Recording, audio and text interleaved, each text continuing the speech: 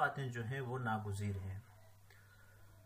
اور یہ دو باتیں جو ہیں کامن سینس کی بات ہیں اور عام باتیں ہیں، اس لیے کسی افلاطون یا کہ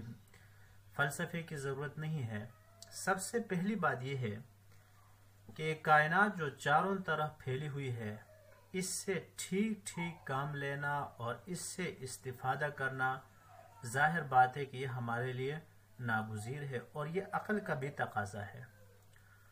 اور دوسری بات یہ ہے کہ ہم ایسی حرکت نہ کریں، ایسا کام نہ کریں، اور استفادہ کے بعد جو چیزیں ہمیں حاصل ہوتی ہیں ان کا اس طرح استعمال نہ کریں کہ وہ رب کے منشا کے خلاف ہو، رب کے مرضی کے کیا ہوں، خلاف ہوں۔ تو ظاہر بات ہے کہ دونوں چیزوں کے لیے علم کی ضرورت ہے۔ تو جہاں تک پہلی بات کا تعلق ہے کہ کائنات کی حقیقت کیا ہے، یہ مادہ جو ہے اس کے خواص کیا ہیں، اور اس مادہ میں جو اللہ تعالیٰ نے تکوینی قوانین رکھے ہیں ان کا ادراک ہو، تو اس کے لیے اللہ جل شانہ نے ہمیں حواس خمسہ اور عقل جو ہے اس سے نوازا ہے کہ ہم ان حواس خمسہ کے ذریعے اس کائنات سے استفادہ کریں، اس کے چھپے ہوئے قوانین اور راز جو ہیں مادہ کے وہ ہم معلوم کریں، اور ساتھ ساتھ عقل کا استعمال کرتے ہوئے اس کائنات کے جتنے عناصر ہیں، جتنی چیزیں ہیں، جتنا مادہ ہے، اس سے ہم استفادہ کریں، اور انسان کی راحت کے لیے، اس کے آرام کے لیے، اس کی ضروریات کو پوری کرنے کے لیے ہم کیا کریں، کوشش کریں۔ تو ظاہر بات ہے کہ یہ چیز جو ہے اس کے لیے عقل کی ضرورت ہے اور حواس خمسہ جو ہے ان کی ضرورت ہے، اور یہ جو علم ہے کہ تکوینی جو علم اللہ تعالیٰ کی جو کائنات ہے اس سے استفادہ، یہ سائنس کہلاتی ہے۔ کیونکہ ظاہر بات ہے کہ سائنس جو ہے یہ مادے کا علم ہے، کہ مادہ یعنی ہر وہ چیز جس کا وزن کیا جا سکتا ہے، وہ چیز جو ماپی جا سکتی ہے، ناپی جا سکتی ہے، سائنس میں اس کے بارے میں بحث ہوتی ہے۔ سائنس میں غیر محسوسات جو ہیں ان کے بارے میں تو بحث نہیں ہوتی ہے۔ سائنس کی کسی کتاب میں 16 سال میں آپ نے یہ نہیں پڑھا ہوگا کہ بغض اچھی چیز ہے، شرک اچھی چیز ہے یا بری چیز ہے، حسد کس طرح ہے، ایثار کس طرح ہے، قربانی کس طرح ہے۔ ان چیزوں کے بارے میں تو سائنس بحث نہیں کرتی ہے۔ اور علاوہ جنت، جہنم، خدا کا تصور وغیرہ، تو یہ سائنس کا موضوع نہیں ہے۔ سائنس کا موضوع جو ہے وہ مادہ، جو اللہ جل شانہ نے قوانین جو ہے اس کائنات کی چیزوں میں اللہ جل شانہ نے رکھا ہے، جو خواص ان کا ادراک کر کے اس سے انسانیت کے لیے استفادہ کرنا جو ہے یہ سائنس کا کام ہے۔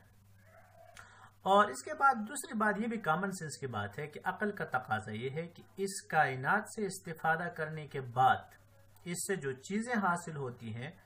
تو اب عقل کا تقاضا یہ ہے کہ محسن کے منشا اور اس کے مرضی کے مطابق جو ہے ہم ان کو استعمال کریں، کوئی ایسی حرکت نہ کریں کہ جو محسن کے منشا کے خلاف ہو، جو کہ خالق کی رضا کی کیا ہو، خلاف ہو۔ یہ بھی کامن سینس کی بات ہے، اس کے لیے بھی کوئی خاص سوچنے اور دلیل کی کیا ہے ضرورت نہیں ہے، کیونکہ انسان جو ہوتا ہے وہ اپنے محسن کا تابعدار ہوتا ہے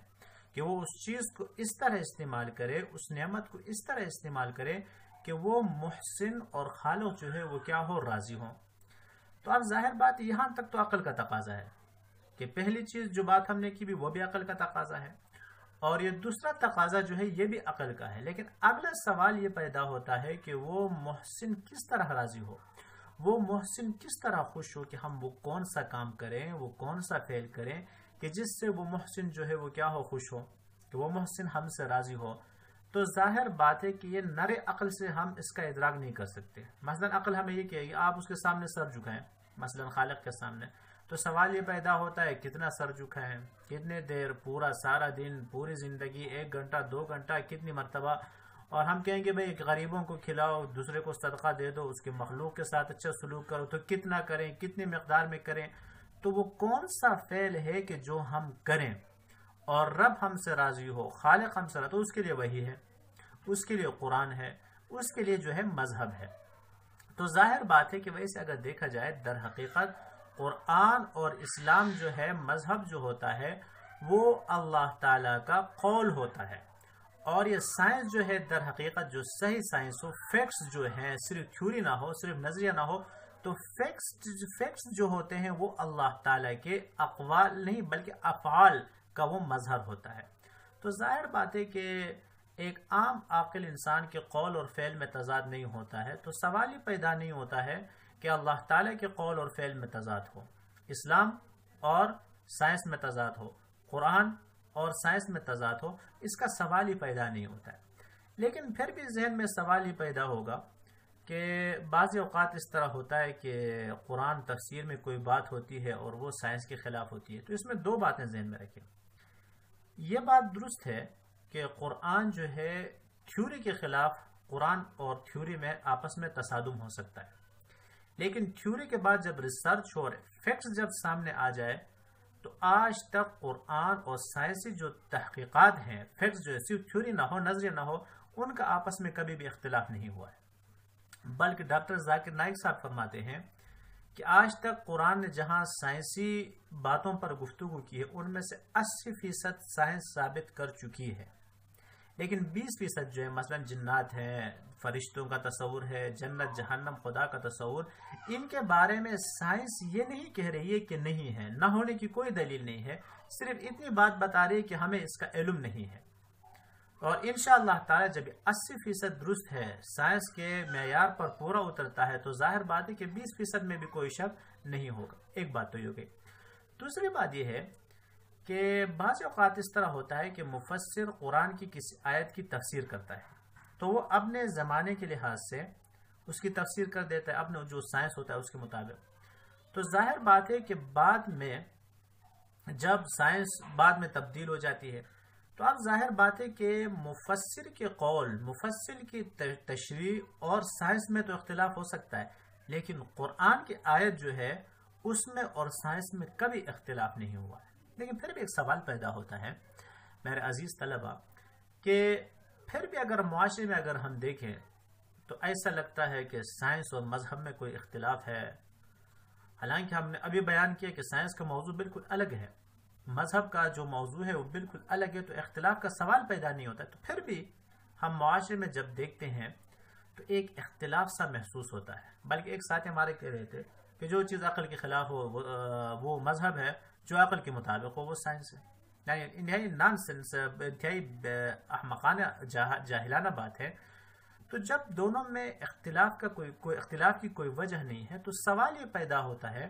کہ پھر اختلاف ہوا کیوں؟ یہ بظاہر جو اختلاف کا ایک ماحول پایا جاتا ہے، خود ساخت اختلاف، اس کی بنیادی وجہ کیا ہے؟ تو اس کی بنیادی وجہ جاننے سے پہلے ہمیں یہ سمجھنا چاہیے کہ جدید جو سائنس، ٹھیک ہے قدیم سائنس جو وہ اس کے مسلمانوں کے مرہون منت ہے، اس کے دلائل الگ ہیں، لیکن جو جدید سائنس آئی ہے وہ مغرب سے آئی ہے، اور جس وقت یہ جدید سائنس وہاں پیدا ہو رہی تھی، وہاں پرورش پا رہی تھی، تو اس وقت کے سائنسدانوں کا ٹکراؤ جو تھا وہ کلیسائی مذہب، جو اس وقت سائنسدان جو تھے ان کا واسطہ جو پڑا تھا وہ کلیسائی مذہب، یا جسے ہم خود ساختہ مسیحیت کہہ سکتے ہیں، اس سے پڑا تھا۔ تو جب انہوں نے نئے نئے نظریات پیش کیے، تحقیقات پیش کیے، تو ان کا آپس میں زبردست کیا ہوا؟ ٹکراؤ پیدا ہوا۔ تو لہٰذا وہاں سے اختلاف جو ہے اس کی بنیاد پڑی، اور کس طرح بنیاد پڑی انشاءاللہ تعالی اگلے لیکچر میں ہم اس کا تذکرہ کریں گے۔